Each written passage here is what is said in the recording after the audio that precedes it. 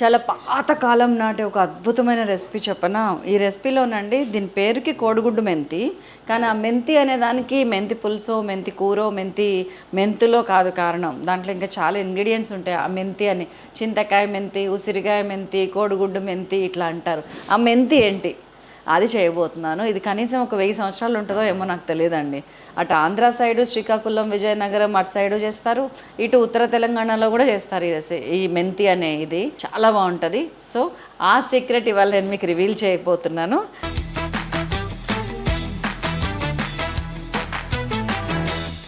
So first మెంతికి ఏం కావాలో సపరేట్గా ఇంగ్రీడియంట్స్ చెప్తాను, కోడిగుడ్డు మెంతికి ఏం కావాలో సపరేట్గా చెప్తాను. మెంతికేమో మినపప్పు, శనగపప్పు, పెసరపప్పు, కందిపప్పు, ఆవాలు, మెంతులు, కరివేపాకు, ఎండుమిర్చి, 8 ఇంగ్రీడియంట్స్ మెంతికి కావాలి. కోడిగుడ్డుకేమో ఉల్లిపాయలు, కోడిగుడ్లు, మెంతి కూర, కరివేపాకు, కొత్తిమీర, ఉప్పు, పసుపు, కారం, పచ్చిమిర్చి, చింతపండు, ఆయిల్. దట్స్ ఆల్ అండి. చేద్దామా మరి? మెంతి ఫస్ట్ చేద్దాము. ఇదిగోండి శనగపప్పు 1 కప్పు, మీరు ఏదైనా సరే అన్ని ఈక్వల్ తీసుకోండి. శనగపప్పు 1 కప్పు, కందిపప్పు 1 కప్పు, పెసరపప్పు 1 కప్పు, మినపప్పు 1 కప్పు. మంచిగా ఫ్రై చేయండి, గోల్డెన్ బ్రౌన్ కలర్ వచ్చేంత వరకు బాగా ఫ్రై చేసుకోండి. ఈలోపు కోడిగుడ్లు ఉడకబెట్టుకోండి, పెంకొల్చి పెట్టుకున్న దాన్ని రెడీగా పెట్టుకోండి. గంటలు పెట్టుకుందాం, ఇట్లా గంటలు పెట్టుకోండి. ఇదిగోండి ఇవి శనగపప్పు, ఈ పప్పులన్నీ కొంచెం హాఫ్ వేగిని అనుకున్న తర్వాత ఇప్పుడు మీరు ఎండుమిరపకాయలు ఒక 4-5, కరివేపాకు కొంచెం వేసేసి, నో వెల్లుల్లి, ఇందులో వెల్లుల్లి లేదు, వేయించుకుంటా. ఇంకా వేయాల్సినవి ఉన్నాయి చెప్తా. ఇది ఇట్లా వేగుతుంటే ఇది వేసిన 2 నిమిషాలకి ఇదిగోండి మెంతులు ఎంత వేస్తారు? 1/4 కప్ వేయండి. మీరు అన్ని కలిపి 4 కప్పులు అయింది కదా, 1/4 కప్పు మెంతులు వేయండి, 1/4 కప్పు జీలకర్ర వేయండి. ఇది మెంతి ఇంగ్రీడియంట్స్.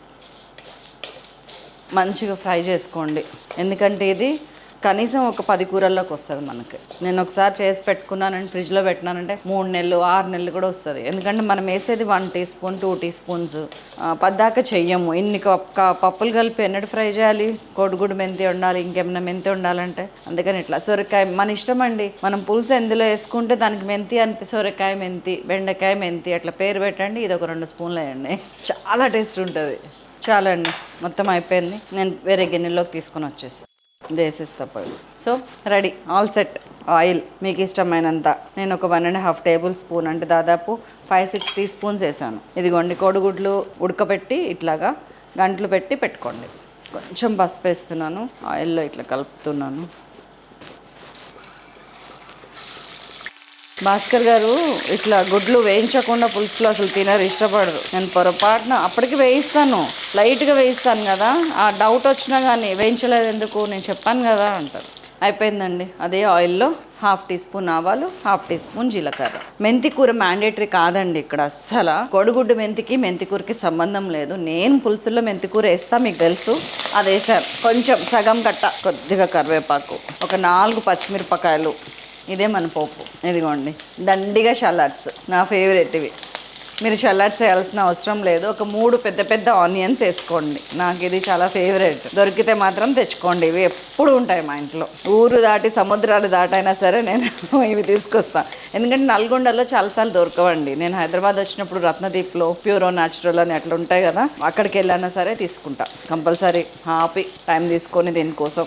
ఇట్లా పులుసుల్లో ఇవి చాలా బాగుంటాయి, బిర్యానీలో బాగుంటుంది. చిట్టి ముత్యాల పులావ్ పబ్లిష్ అయిందమ్మా దాంట్లో, చూసారా మీరు? నెక్స్ట్ అందులో కూడా ఇవే వేసాను నేను, చూడండి ఒకవేళ చూడకపోతే, చాలా బాగుంటుంది. సో ఇవి ఆ ఉల్లిపాయలు ఉడికినంతసేపు ఉడకక్కర్లేదండి, మరి మెత్తగా ఉడికిన దానికన్నా కొంచెం జస్ట్ అట్లా ఉడికితే బాగుంటుంది. హాఫ్ బాయిల్ కూడా కాదు, అలా ఉడకాలి. ఏంటి బాబా ఇంకోసారి అలా ఉడకాలి. ఎలా చెప్పాలి మీకు, నేను ఉడకగానే దించాలన్నట్టు. నాకు అర్థం కాలేదు సార్. మెత్తగా అవ్వద్దు. అమ్మయ్య, మీకు రీచ్ అయితే రీచ్ అయినంత.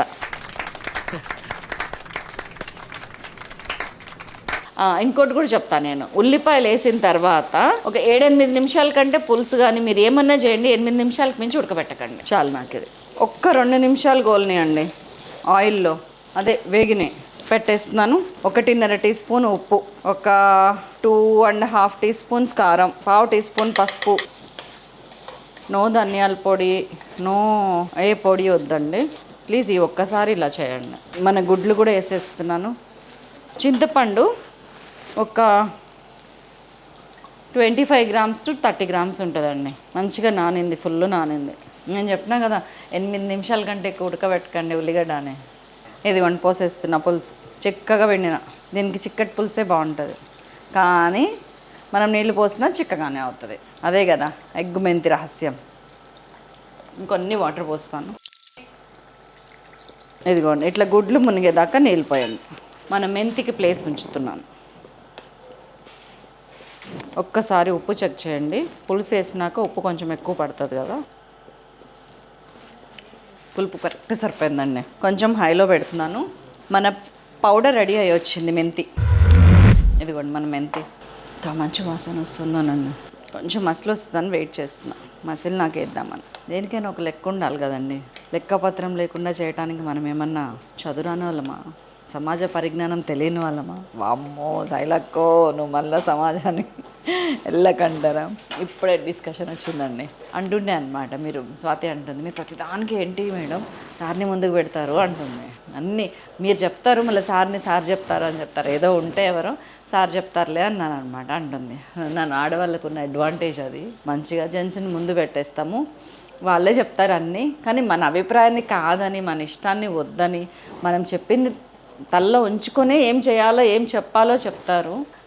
మరి మీరే చెప్పచ్చు కదా అదే మాట. అంటే ఇప్పుడు అవతలలో కరెక్ట్ కాదనుకో, ఒక రాయి వేశారు, ఒక మాట అన్నారు, వాళ్ళు వెంటనే అడ్డుకుంటారు. మనం అడ్డుకోలేము, ఆ మాట పడలేము, అది పడలేము. అట్లాంటప్పుడు ఎందుకు కామ్గా ఉండాలి.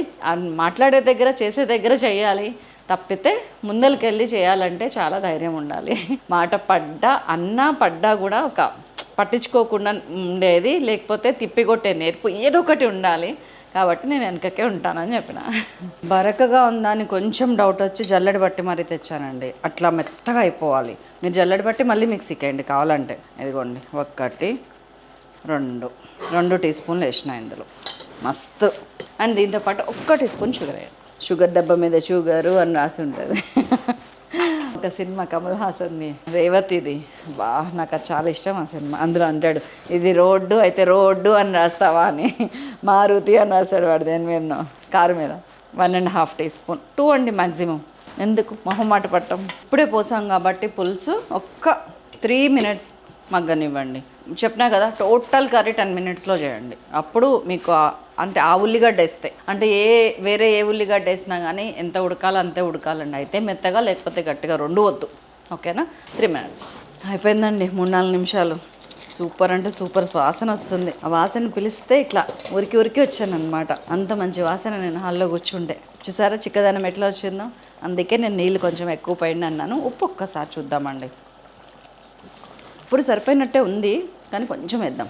కొత్తిమీర వేసేస్తున్నాను. లైట్గా ఉప్పు వేసి ఒక 1/2 టీ స్పూన్ మళ్ళీ పడుతుంది. కట్టేసాను కర్రీ. ఒకసారి కలుపుకుంటున్నా. చిన్న పిల్లల్ని చూస్తే ఎంత ముద్దొచ్చేస్తుంటుందో, ఇట్లా అద్భుతంగా కుదిరిన కర్రీస్ని చూస్తుంటే కూడా అదే ఫీలింగ్ అండి మైండ్లో. ముద్దొచ్చేస్తుందని చెప్పలేను కానీ ఇంక ఇప్పుడు తినేయాలనిపించేస్తుంది అంటారు చూసారా, ఆ టైపు. నాకు అన్నం రెడీగా ఉంది, మీదే ఆలస్యం. కాసుకోండి దేవరా. ఉల్లిపాయలు అసలు నెక్స్ట్ లెవెల్ ఉంటాయండి ఇందులో. ఇట్లా వేసుకొని ఇలా చూస్తేనే అద్భుతంగా, చూడండి ఎంత బాగున్నాయో. కోడిగుడ్డు, మన మెంతి పులుసు, ఇట్లా తినాలి. తింటే జీవితం ఇంతకు మించి ఏముంటుందండి జీవితం. అంటే తిండేనా అంటే కాదు, మనకి ఇష్టమైన పనిని ఇష్టంగా చేయటము, అవసరమైన పని మీద కూడా ఇష్టాన్ని పెంచుకోవటము, ఇలా టైంకి చేసుకోవటము, వేడివేడిగా తినటము. జీవితం అంటే ఇది కూడా కదా. కనీసం కూర మీద మూత పెట్టి తిన శైలజా. మీరు అనే మాట నేను అనేసుకున్నాను. ఇంకా నన్ను అనకండి, అంత వేడిగా తినాలండి అన్నం.